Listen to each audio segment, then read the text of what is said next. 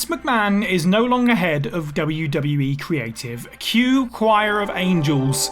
Having seen what sort of wrestling product Triple H had crafted during his time headed up NXT, many fans have been left salivating at the prospect of what the game may bring to Raw and SmackDown now that he's got the creative crown. I'm Sai for WhatCulture.com, and these are 10 things to expect with Triple H running WWE Creative. Number 10. What goes on in NXT matters. Like Las Vegas, these days it's very much a case of what happens in NXT stays in NXT. Fans have long grown tired of spending years investing in an NXT talent and watching their journey of development, only then to have all of said development erased from history. Look at poor LA Knight. His ever-engaging mic work and stellar in-ring game saw Knight become one of the most popular acts on the brand, but when he moved to the main roster, the unfortunate fellow was tasked with just titillating juices as Max Dupree.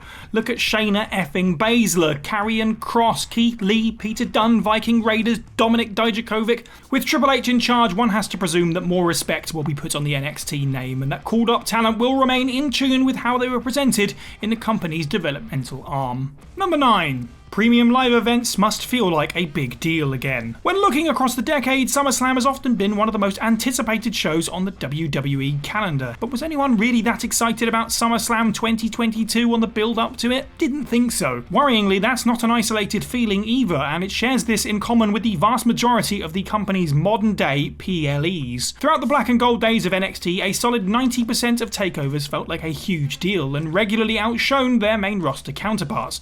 Of course, the caveat here is that takeovers took place 5 times a year. In the case of the main roster, there were 14 pay-per-views per annum in the pre-pandemic days. If Triple H can at least make the traditional Big 4 WWE premium live events once more feel like genuine big deals that you cannot afford to miss, that'll be a huge upgrade on the bang average feel such shows have had in recent years. Number 8. Undersized is not a thing. Sure, there are plenty of stories throughout the Cerebral Assassin's in-ring days where he deemed an opponent too small or that they didn't have a suitable physique, but Paul Levesque is one of the few in WWE with any sort of pull who has rightfully re-evaluated his stance on what a pro wrestler or sports entertainer should look like. Famously, Vince McMahon forever gets tight in the pants at seeing a jacked up 6'6" tanned powerhouse, regardless if said powerhouse could wrestle worth a lick. On the other side of the coin, someone could be the best in-ring worker on the planet, but if they were only 5'9" and 200 pounds, well, that ability would mean absolutely nothing to VKM. Triple H is someone who could clearly see the merits of an Adam Cole, of a Johnny Gargano, of an Adrian Neville, 3 talents who are in reality no taller than 5'8". In the golden years of NXT, size was not an issue.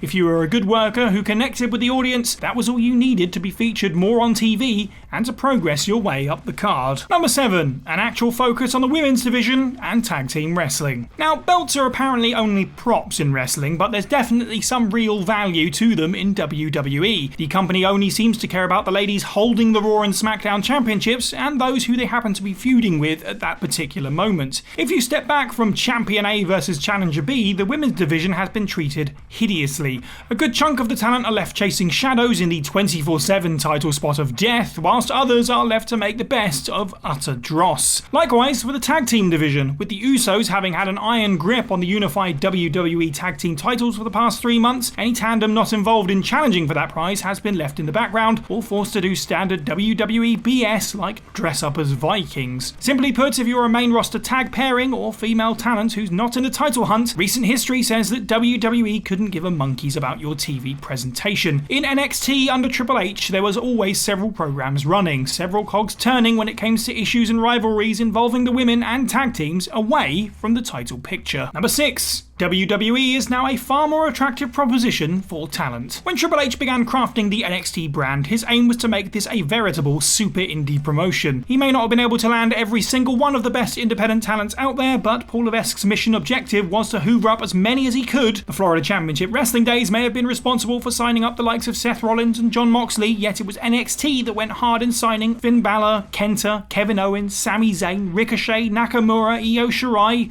The list goes on for miles. If it was instead early 2022 when the aforementioned names were presented with the opportunities to sign with WWE, it's extremely likely the vast majority would instead opt to test the waters with All Elite Wrestling. Upon seeing Triple H's track record in NXT, WWE is now a far more appealing destination than it was only a few weeks ago. Number 5. Tradition to shine through. Love him or hate him, few can argue that Paul Levesque is not a lover of professional wrestling history and tradition. Hunter places an emphasis on letting the in-ring action take centre stage, with the focus on trying to tell a logical story in a nuanced fashion. Levesque has also been keen to use squash matches to introduce new characters or gimmicks, allowing audiences to see what a star is about and allowing said star to gain some early momentum. Elsewhere, the example of NXT shows promos that, whilst not always entirely non-scripted, have a more natural feel and freedom to them. Similarly, the various commentary teams across the history of the black and gold brand were allowed to show their personalities and clearly weren't being constantly berated through their headsets. He's shown a deft touch at splicing new school mentality with old school fundamentals of the business. Number 4. A renewed spotlight on former NXT stars. It's impossible not to think that certain former NXT stars may get a renewed spotlight on them now that Paul Levesque is steering the ship. Considering how Ciampa was a trusted go-to guy of Triple H's NXT,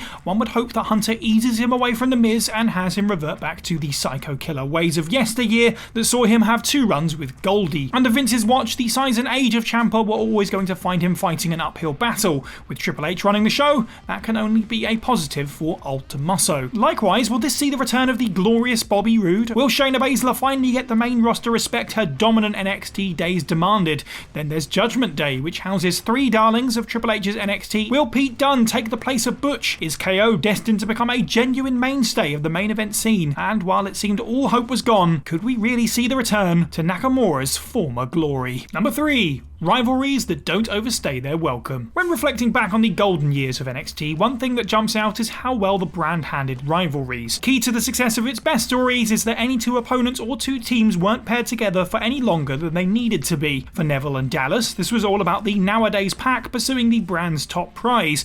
Once that was achieved, Bo didn't overstay his welcome and spend another 3 months chasing Neville. In fact, this whole rivalry consisted of 4 singles matches, with only one of those bouts coming after the Geordies' big NXT title win. In comparison, some variation of the Usos versus Street Profits has been featured in over 10 televised matches across the past 3 months, ahead of the tandem squaring off yet again at SummerSlam. That's not to say that the Triple H-led NXT didn't do longer rivalries when needed, and that was again part of the charm of how such conflicts were managed. The main roster obviously has more TV time to fill, and thus rematches are naturally more common. Likewise, the purpose of NXT being to get talents ready for Raw or SmackDown means available talent is ever changing, but Triple H has shown he knows when to call time on a rivalry. Number 2. A new backstage team. Eventually. Triple H famously amassed his own team behind the scenes during his time running NXT. Wrestling fans heard plentiful reports over the years how said team were being groomed to move to the main roster as and when Hunter was handed more power. Now, creatively, Raw and SmackDown should very much be all about the game from here on out. For those expecting widespread changes to the creative team, Triple H is far too smart to take the ham-fisted approach